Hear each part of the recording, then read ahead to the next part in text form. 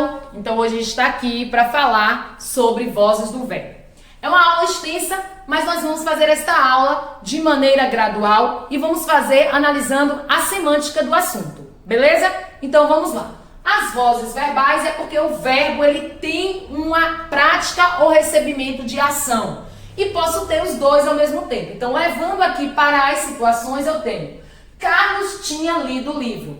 Analisando a oração e buscando o sujeito, fica claro identificar que quem praticou a ação foi Carlos. Então, se Carlos praticou a ação, ele é um agente. Se ele é um agente, então a voz desse verbo, né, desse tempo aqui, é uma voz o quê? É uma voz ativa.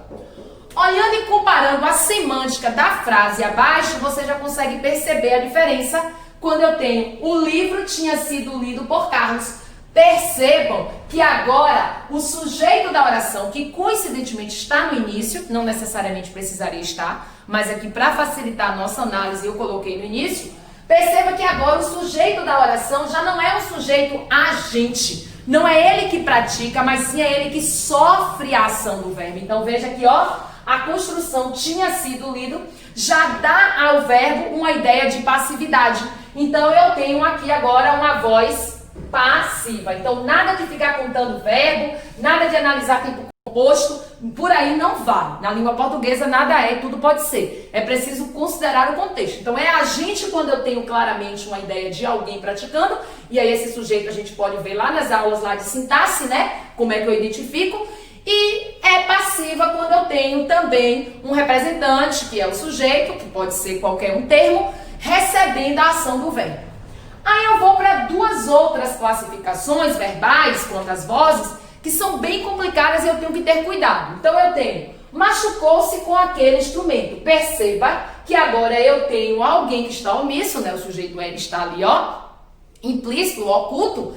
Machucou-se com aquele instrumento. Nesse caso aqui está indeterminado, porque eu não sei se foi ele ou se foi ele, né? Então, esse se agora está dizendo que a pessoa praticou e sofreu a ação. Então eu tenho uma ideia agora de reflexividade.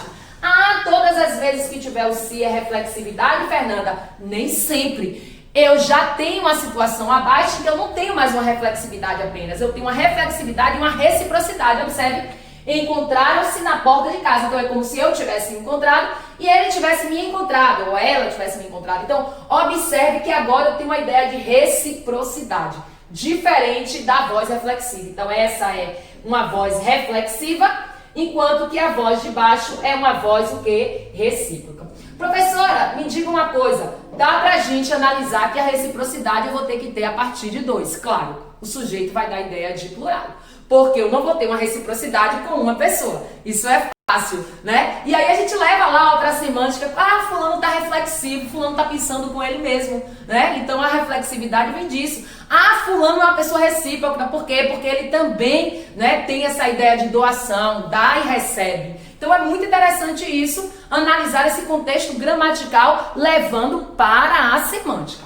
Beleza? Professora, e como é que eu posso fazer essas mudanças? Uma voz mudar para outra? Fácil. Para que isso aconteça, é necessário você atender, a ter atenção a determinadas observações aqui que a gente vai ver. Por exemplo, todo mundo aprendeu um dia que para fazer transposição o verbo tem que ser transitivo direto ou tem que ter transitivo direto e indireto. Ou seja, resumindo, para eu fazer a transposição eu tenho que ter um termo que possa se tornar sujeito, né? Então eu tenho, comprou belas orquídeas. Veja que belas orquídeas pode se transformar em sujeito rapidamente. Eu posso dizer assim, ó, belas orquídeas foram compradas. Então ela se tornou o sujeito da oração e nesse caso ela se tornou um sujeito que sofreu. Então ela se tornou um sujeito que passivo. Então eu transformei a frase do ativo para o passivo. Posso fazer isso sempre que eu encontrar um objeto. E este objeto não pode estar preposicionado, porque ele precisa se tornar um sujeito. E lá na nossa aula anterior, corre na aula lá se tiver dúvida de sujeito, a gente aprendeu que não existe sujeito preposicionado. Então é por isso, ó, que eu tenho doou belas orquídeas a ela. Observe que a ela está preposicionado. Não poderia ser o sujeito. Mas eu tenho o orquídeas aqui, ó, novamente, ó, o belas orquídeas, como objeto da oração. Então eu tenho belas orquídeas foram doadas a ela. Então eu tenho aqui a transposição, belas orquídeas foram, doadas. Então eu tenho aqui a transposição da voz, né, ativa para a voz passiva. Lembrando que eu só posso fazer isso quando eu encontrar o objeto direto, e aí você sabe isso na gramática, mas trazendo para o nosso contexto, da forma que a gente analisa, sempre levando para a semântica, eu preciso ter um termo que ocupe essa posição do sujeito. Por isso essa ideia de sempre encontrar, né, o objeto direto. Professora, e quando tem o se, isso é possível acontecer? Também. Trouxe duas frases aqui que são bem, né, interessantes para a gente analisar, porque já puxa outra discussão. Olha para cá. Pede-se cobertores para doação. Presta atenção. O que é que está sendo pedido? Cobertores. É interessante que agora você consegue perceber aquele erro que muita gente comete no dia a dia com relação à concordância. Peraí, se cobertores estão sendo pedidos, cobertores, né, estão sendo pedidos, né, pede-se cobertores para doação. Então, cobertores estão sendo pedidos para doação. Então, se os cobertores são o sujeito da oração, ele está no plural. Necessariamente, o verbo concorda com ele. Então, como deveria ser esta frase? Eu diria, pedem-se.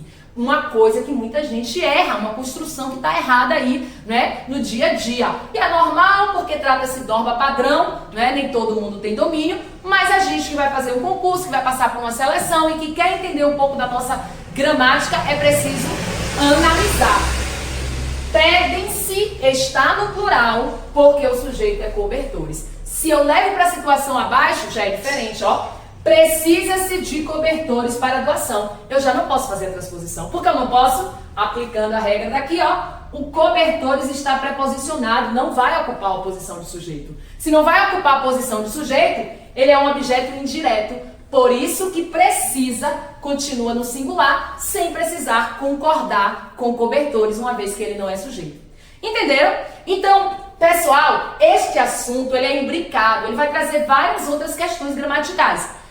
Esta aula não fica por aqui. Não esqueça de dar o like, inscreva-se no canal, ative as notificações, indique para o seu colega que está precisando estudar de maneira prática e no próximo bloco você encontrará como fazer essa transposição de maneira segura. Como fazer a transposição verbal de maneira segura. Então, conto com vocês. Dê o like!